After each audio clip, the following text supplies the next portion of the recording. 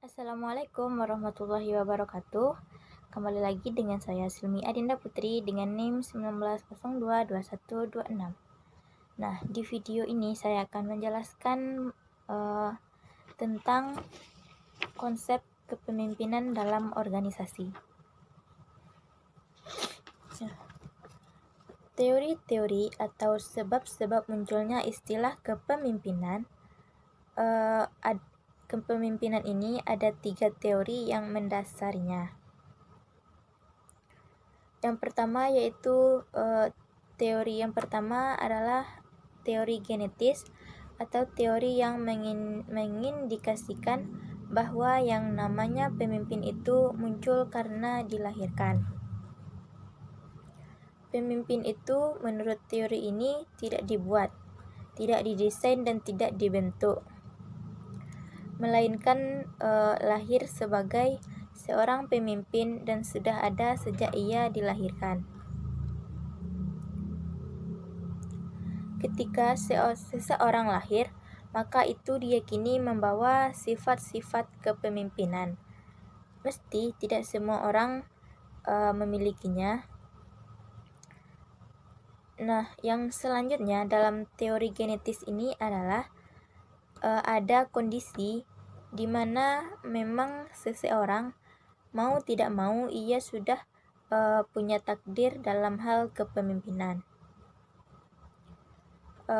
Misalnya seperti dalam sebuah kerajaan, maka putra mahkota yang dilahirkan dari seorang permaisuri pada suatu saat baik memenuhi syarat maupun tidak, ia ditakdirkan takdirnya adalah menjadi seorang raja, pewaris dari ayahnya. Inilah yang namanya garis keturunan dalam konsep kepemimpinan.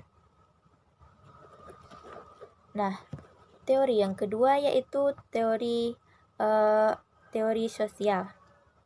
Teori sosial menyatakan bahwa pemimpin itu memang dibentuk atau disiapkan, tidak dilahirkan melainkan dibentuk, didesain, dan direncanakan, sehingga akan muncul suatu kondisi seseorang siap menjadi sebagai seorang pemimpin. Dan siapapun orangnya, dari ras manapun atau keturunan manapun, mereka punya kesempatan yang sama untuk menjadi seorang pemimpin atau leadership. Artinya, teori ini tidak pandang bulu. Selagi mau mempersiapkan diri, memperkaya diri, memunculkan, mendesain, mengelola, menambah kemampuan, maka suatu saat akan bisa menjadi seorang pemimpin. Nah, teori yang ketiga yaitu teori ekologi. Teori ekologi ini ialah gabungan atau kombinasi dari kedua teori yang dijelaskan tadi, yang mengindikasikan bahwa teori ekologi muncul sebagai reaksi dari teori genetis dan teori sosial. Dalam teori ini menyatakan bahwa seseorang akan sukses sebagai pemimpin suatu saat nanti jika secara genetis memiliki sifat-sifat kepemimpinan, apalagi ia membentuk dan menambah skill, menambah pengetahuan dan wawasan pendidikannya dan lain-lainnya untuk tampil bisa menjadi seorang pemimpin. Artinya satu garis genetis saja itu sudah itu tidak mampu membuat seseorang layak sebagai pemimpin. Namun kesempurnaan seorang pemimpin jika ia memiliki sifat lahiriah dan disempurnakan secara harfiah, maka akan menjadi suatu kombinasi yang luar biasa. Nah, sekarang masuk ke pengertian kepemimpinan itu sendiri.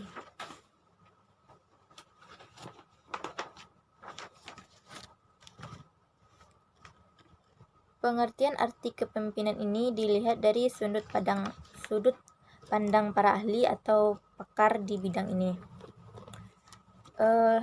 yaitu kepemimpinan itu sebenarnya ialah teknik kemampuan seseorang dalam mempengaruhi orang lain, mempengaruhi orang-orang yang dipimpin agar mau bekerja sama untuk melakukan tujuan yang diinginkan atau tujuan yang ingin dicapai. Ada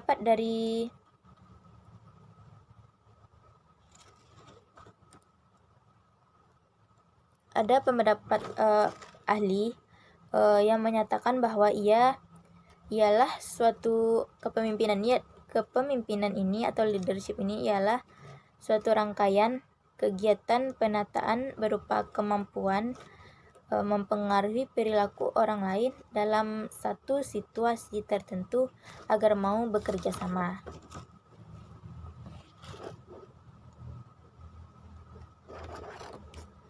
Nah, pendapat dari Franklin G. Moore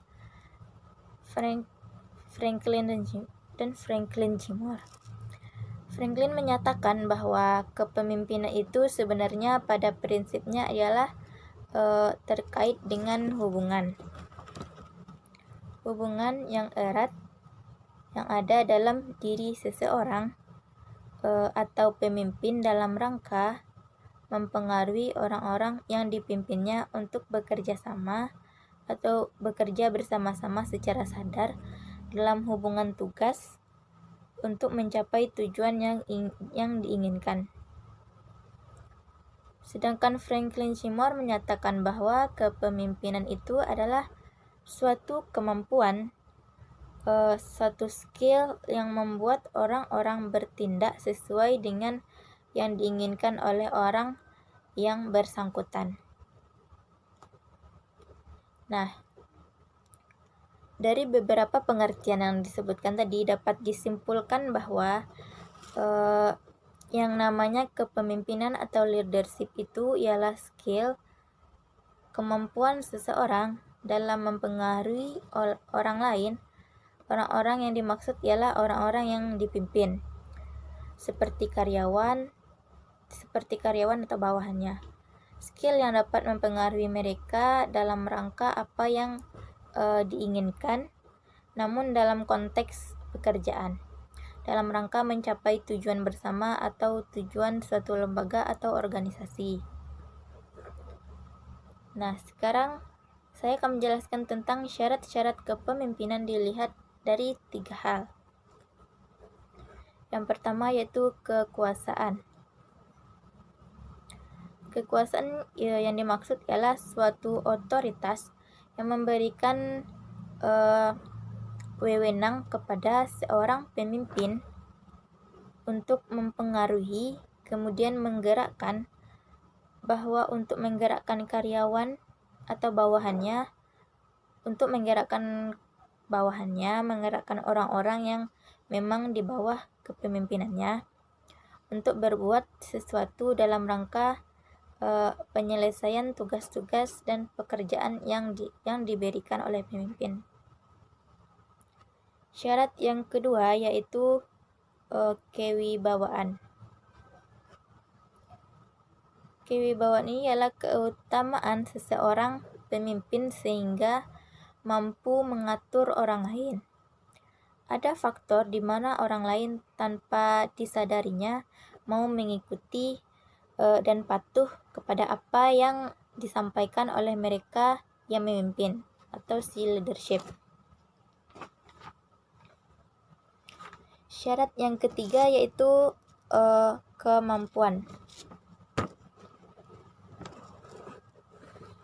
Kemampuan dari sumber daya kemampuan ini ialah kesanggupan termasuk kecakapan secara teknis, secara sosial, dan skill dan lainnya yang sudah terpenuhi dan dimiliki oleh seseorang yang melebihi dari orang-orang lain atau orang-orang yang ada di sekitarnya. Nah,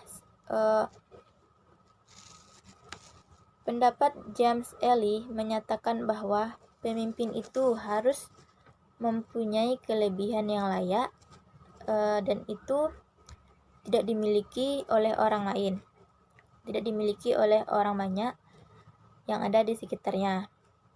Artinya, ia mempunyai skill yang jauh melebihi kemampuan orang-orang yang akan dipimpin. Mulai dari kepastian kecerdasan, kemampuan berkomunikasi, berbicara, dan kemampuan dalam menilai. Yang kedua kaitannya dengan prestasi. Orang-orang yang berhak jadi pemimpin ialah orang-orang yang secara legal memiliki prestasi yang lebih bagus dan lebih baik dari orang lain. Nah, yang ketiga kaitannya dengan tanggung jawab. Tanggung jawab ini yaitu ada keberanian, ketekunan, kemandirian, kreativitas, keuletan, dan hal-hal yang memiliki kemampuan lebih dibandingkan mereka yang akan dipimpin. Dan yang terakhir yaitu terkait dengan status, kedudukan sosial ekonomi, dan partisipasi aktif dan lain sebagainya. Sekarang masuk ke ciri-ciri dari kepemimpinan yang baik. Ada beberapa ciri-cirinya. Yang pertama yaitu memiliki penglihatan sosial.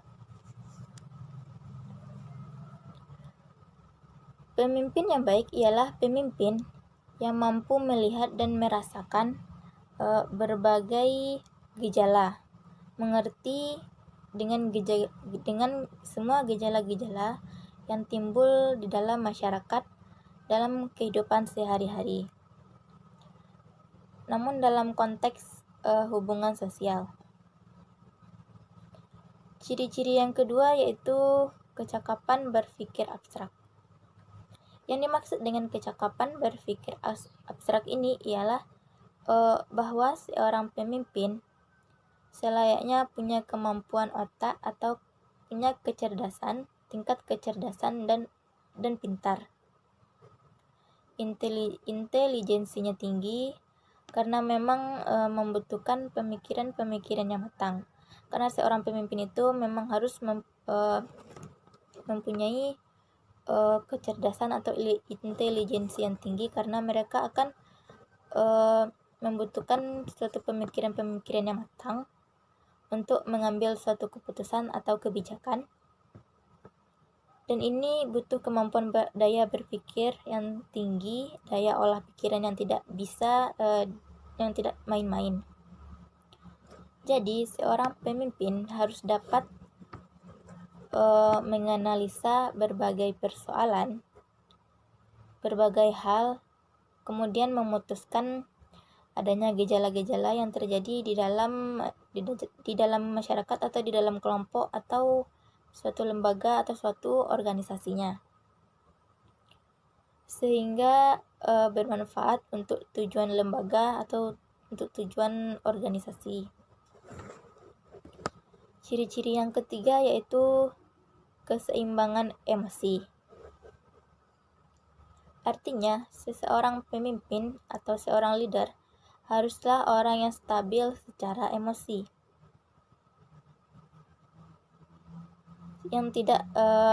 seseorang yang tidak mudah marah, yang tidak mudah emosi atau labil, sehingga tidak akan menyulitkan ketika mengambil suatu keputusan atau suatu kebijakan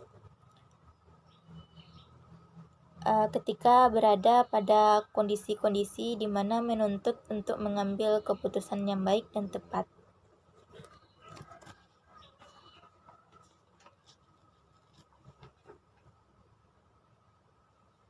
Nah, kepemimpinan ada dua macam, yaitu kepemimpinan secara formal dan informal.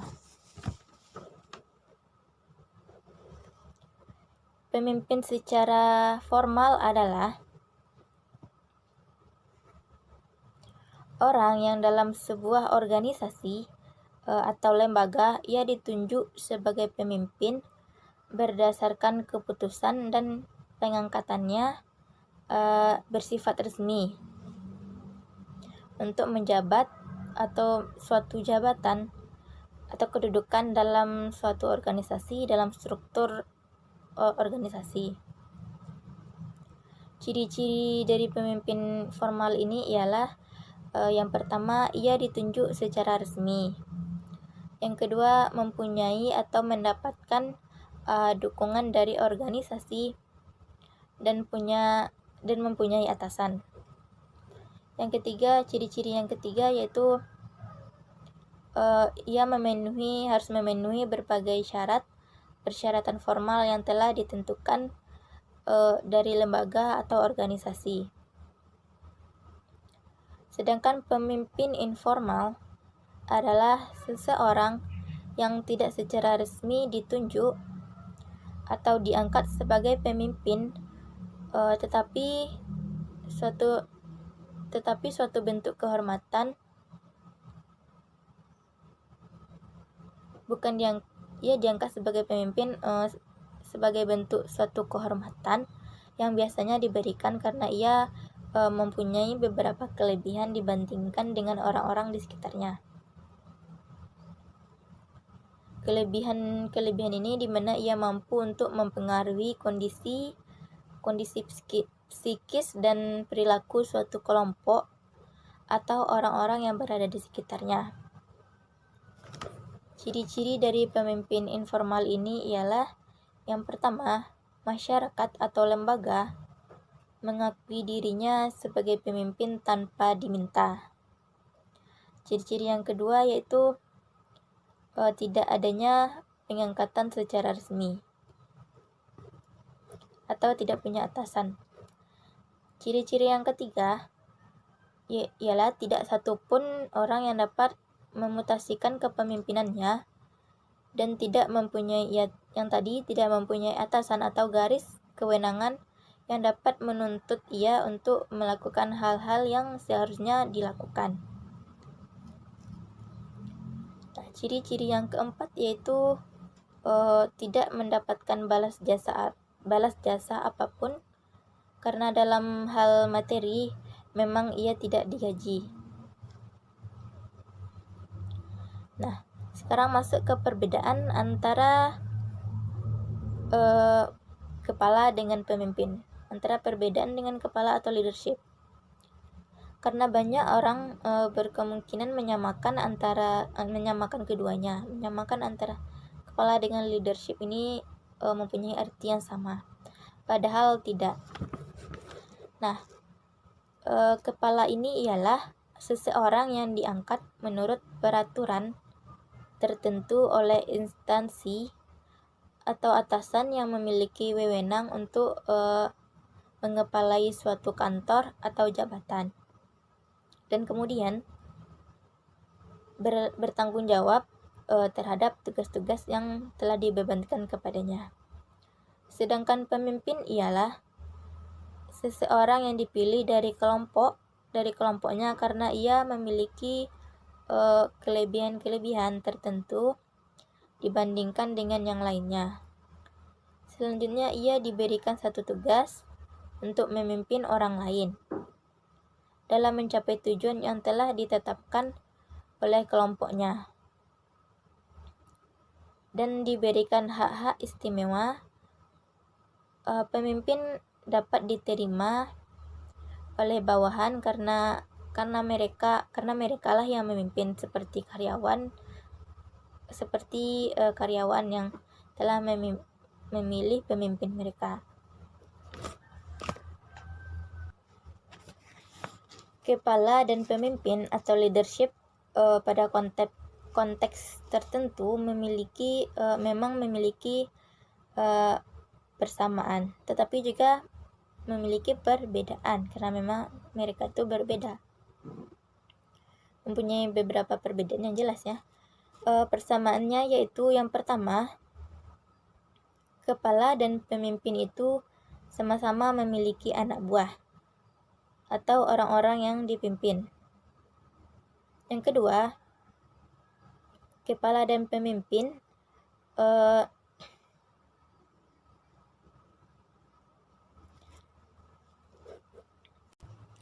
Kepala dan pemimpin ini dua-duanya diberikan suatu tugas dan pekerjaan dan kemudian mempertanggungjawabkan pekerjaan tersebut.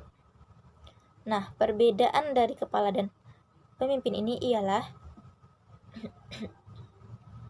yang pertama, kepala diangkat oleh instansi atau kekuasaan tertentu. Sedangkan kalau pemimpin atau leadership bukan diangkat melainkan dipilih oleh mereka yang terlibat atau mereka yang menjadi karyawan atau anak buahnya. Perbedaan yang kedua yaitu kepala kekuasaannya berasal dari kekuatan peraturan dan kekuasaan atasan.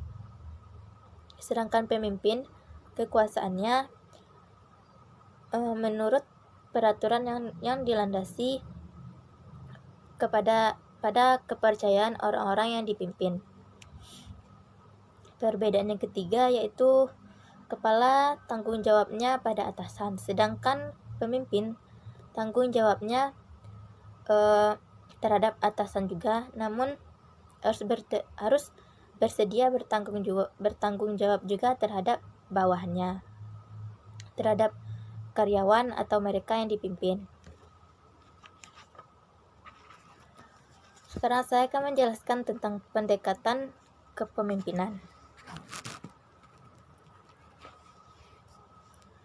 Yang pertama yaitu persoalan pendekatan sifat. Ialah diawali oleh faktor turun-temurun atau garis keturunan. Kemudian dikembangkan dan timbul satu statement di mana pemimpin itu dapat diciptakan melalui latihan. Yang kedua yaitu pendekatan perilaku.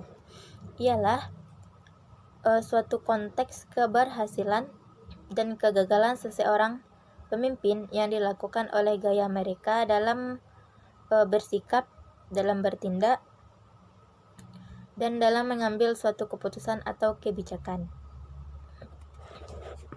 Pendekatan yang ketiga yaitu pendekatan kontingensi.